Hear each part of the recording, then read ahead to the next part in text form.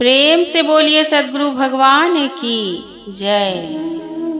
ज्ञान के दो स्तर हैं। प्रथम ज्ञान हमें संसार और संसार में विद्यमान अनगिनत पदार्थों के संबंध में प्राप्त होता है, जिसे हम विद्यालय, महाविद्यालय, शोध संस्थानों में जाकर गहन अध्ययन के परिणाम स्वरूप प्राप्त करते हैं। संसार संबंधी ज्ञान भी असीम है।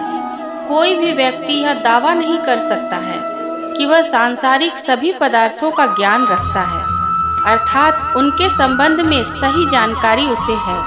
संसार के विभिन्न क्षेत्रों के संबंध में ज्ञान रखने वाले उस क्षेत्र के विशेषज्ञ माने जाते हैं। यह ज्ञान उनके जीवन की एक महत्वपूर्ण पूंजी होती है और उसे प्राप्त करने के निमित्त संसार की उन वस्तुओं से अनभिज्ञ व्यक्ति उनके पास तद विषयक ज्ञान प्राप्त करने हेतु जाते हैं। द्वितीय प्रकार का ज्ञान उनकी सेवा शुश्रूषा करके, उन्हें अर्थ देकर, उनको प्रसन्न करके ज्ञानाभिलाषी व्यक्ति उनसे ज्ञान प्राप्त कर संसार में अपने अपने क्षेत्र के ज्ञाता होकर सांसारिक कल्याणार्थ कार्य करते हैं। यह बिना सद्गुरु देव के भेद साधन के अभ्यास किए किसी भी अन्य उपाय से प्राप्त नहीं हो सकता। साहेब कबीर ने यहाँ साखी, सबद, रमेनी, वेद, उपनिषद, गीता, रामायण का पारायण करने वाले व्यक्तियों को बिना गुरु ज्ञान गांठ के हीने कहकर संबोधित किया है, क्योंकि वे विद्या के अभिमान में रत रहकर सच्चे गुरु की ना तो खोज करते हैं और ना चेतन विज्ञान की प्राप्ति के लिए कोई चिंता ही करते हैं। वे तो औरों आगे करे चांदनी, आप अंधेरे धावे की स्थिति में रहते हैं। वे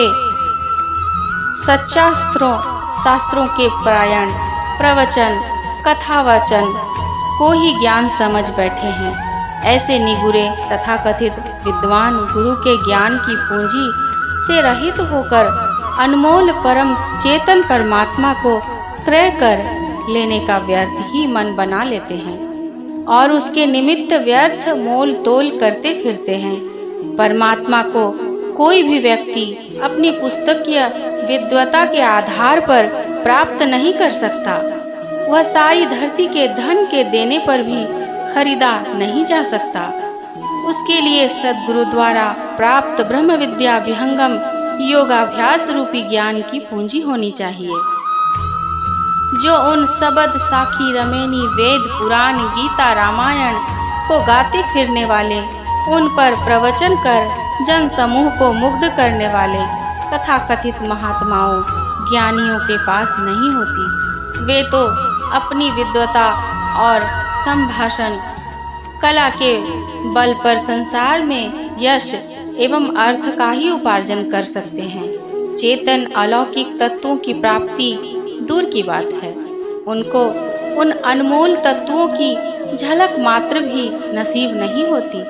वे बातें बना बना कर स्वयं तो धोखा खा ही रहे हैं और धरती के एक बड़े जन समुदाय को भी भ्रम एवं धोखे में रखकर उनके अमूल्य जीवन समय को नष्ट कर रहे हैं।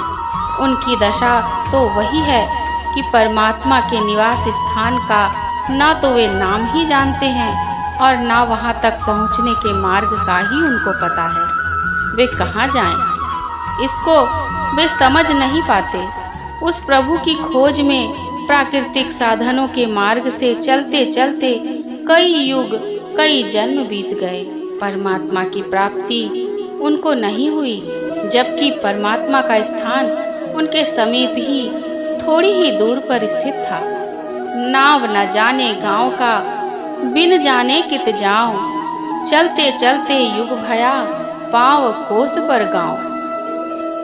लेकिन परम करुणामय सद्गुरु की जब प्राप्ति हुई और जब उन्होंने अपने सारे पांडित्य का अभिमान त्याग कर उनकी शरण में प्रणत हुए, तब दयालु सद्गुरु ने करोड़ों जन्म के मार्ग को एक पल में तय कराकर उनको परमात्मा के पास पहुंचा दिया।